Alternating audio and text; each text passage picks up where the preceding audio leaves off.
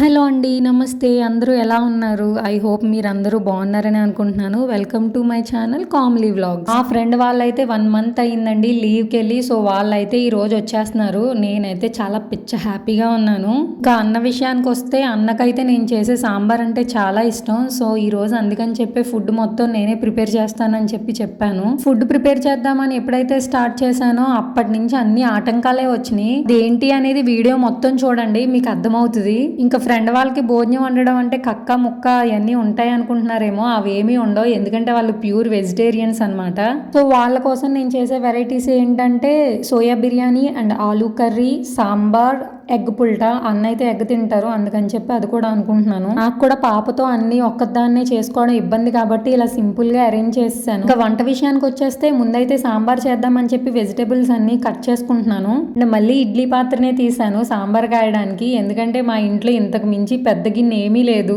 మా 2 ఫ్యామిలీస్ తో పాటు ఇంకొక ఫ్యామిలీకి కూడా ఇద్దాం అనుకున్నానండి. అందుకని చెప్పి ఇంకా కొంచెం ఎక్కువ అమౌంట్ లో చేస్తున్నాను. నార్త్ వాళ్ళకైతే మనం ఏ ఫుడ్ ఇచ్చినా చాలా ఇష్టంగా తింటారు. అండ్ నేను చేసే సాంబార్ అంటే ఇక్కడ ఫేవరెట్ అనమాట వాళ్ళకి. ఇంకా సాంబార్ విషయానికి వస్తే ప్రాసెస్ అసలు చెప్పనే అవసరం లేదు, ఎందుకంటే మన ఆంధ్రాలో సాంబార్ ఫేమస్ కాబట్టి అందరికీ తెలిసే ఉంటది. నాకు కూడా వంటలు అయితే సూపర్ గా ఏమీ రావు, ఇక్కడికి వచ్చిన తర్వాత అన్ని నేర్చుకున్నాను. ఇంకా నాకు వచ్చినట్టు రానట్టు అయితే చేసిస్తానండి. బట్ ఎప్పుడు ఇచ్చినా నాకైతే పాజిటివ్ ఫీడ్బ్యాకే వచ్చేది, బాగా చేశారు, బాగుంది అని. మేబీ వాళ్ళు ఎప్పుడు సౌత్ ఫుడ్ తినకేమో అనిపిస్తుంది. డియాన్షీని అయితే కొంచెం సేపు అలా సైడ్కి కూర్చోపెట్టాను. కూర్చోపెట్టిన పాపానికి మొత్తం డబ్బా అంతా నాశనం చేసేసింది. మా పాప 9th మంత్ లో ఉన్నప్పుడు మేమైతే యూపీ వచ్చాము. తనైతే చాలా చిన్న పిల్లండి. అండ్ అలానే మేము వచ్చింది ఇక్కడికి డిసెంబర్ లో కాబట్టి చలి అయితే మామూలుగా లేదు. నాకైతే లాంగ్వేజ్ ప్రాబ్లం, హిందీ జీరో అనమాట. అంతకుముందు పంజాబ్ లో 4 months ఉన్నాను కానీ నాకు అంతగా హిందీ మీద గ్రిప్ అయితే లేదు. సో ఆంధ్ర నుంచి ఇక్కడికి వచ్చేటప్పుడు అయితే 100 questions తో వచ్చాను నేను. లాంగ్వేజ్ రాదు, పాప చూస్తే చిన్నది, అక్కడ వింటర్, ఇవన్నీ ఎలా మేనేజ్ చేయగలను అన్నట్టుగా బయలుదేరాం. మేమైతే అప్పుడు పైన క్వార్టర్స్ లో ఉండేవాళ్ళం అండి. మా పక్క క్వార్టర్ లోని ఈ ఫ్రెండ్ వాళ్ళు ఉండేవారు. జస్ట్ మాకంటే 1 day ముందు వచ్చారనమాట. మేబీ అందుకనేనేమో మా ఇద్దరు ఫ్రెండ్షిప్ అంత స్ట్రాంగ్ అయింది. పాపం ఆవిడైతే నాతో మాట్లాడడానికి చాలా ట్రై చేసేవారు. నేనే మాట్లాడడానికి భయమేసి ఏమీ మాట్లాడేదాన్ని కాదు, చాలా సైలెంట్ గా ఉండేదాన్ని. వాళ్ళందరూ కూర్చుంటా కూడా బయటికి వెళ్ళేవారు. నేను ఆల్మోస్ట్ 20 days అలా ఇంట్లోనే ఉన్నాను, ఒకవేళ వెళ్తే ఏం మాట్లాడాల్సి వస్తుందా అని చెప్పి. అండ్ ఇక్కడైతే నా వంటలను ఒక లుక్ వేసేయండి అబ్బా. ఒక పక్క సాంబార్ పెట్టాను అండ్ ఇంకో పక్క అయితే ఆలూ కర్రీ పెట్టాను. అవి 2 అలా అవుతూ ఉన్నాయి. మీరు ఆ వంట మీద లుక్ వేసే నా మాటలు అయితే వింటూ ఉండండి. మా ఫ్రెండ్షిప్ విషయానికి వచ్చేసరికి ఏంటి ఏమే ఇలా ఉండదు, అండి అనే సంబోధిస్తాను. మేబీ అది ఒక రెస్పెక్ట్ తో వచ్చిందే. మా డియాన్షి అయితే ఇక్కడికి వచ్చిన 20 days లోనే సెట్ అయిపోయింది.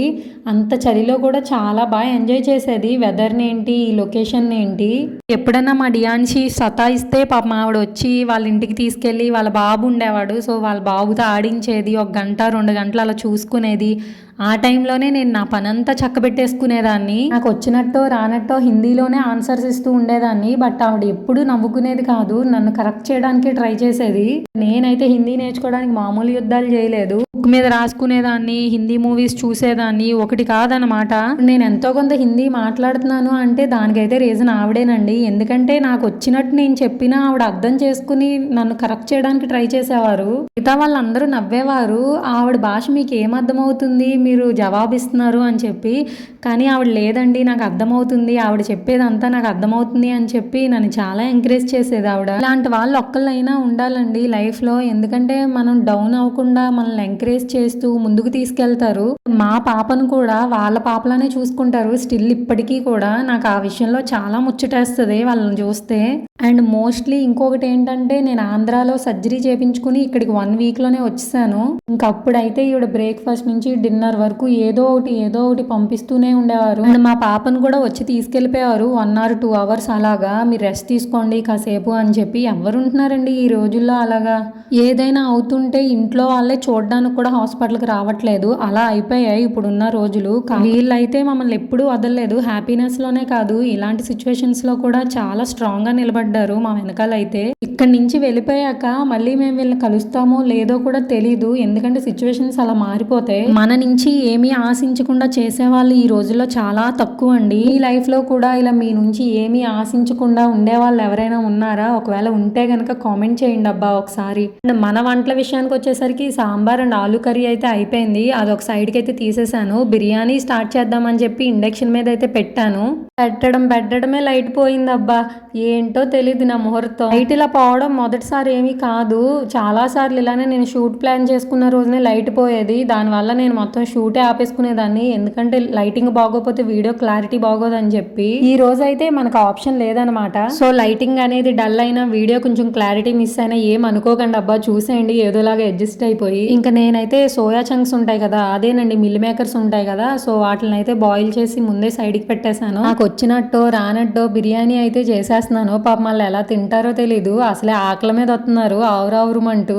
అలా తిన్నప్పుడైతే టేస్ట్ ఏమి చూడం కదా, ఎలా ఉన్నా సరే అద్భుతంగా అనిపిస్తుంది. ఎందుకంటే ఆకలి అలాంటిది మరి. అండ్ ఈ ఫ్యామిలీ వచ్చేసి రైస్ అయితే బాగా తింటారండి, సేమ్ మళ్ళానే. కాకపోతే మనకంటే ఎక్కువగా రోటీలు కూడా తింటారు. ఇంకా నేను రోటీలు ఎవ్వరం అయితే పెట్టుకోలేదు, ఎందుకంటే నాకే రోటీలు చేయడం రాదు. ఒకవేళ నేను చేసిన అప్పడాలు అయిపోతాయి, పాప మా అన్న తినలేడు.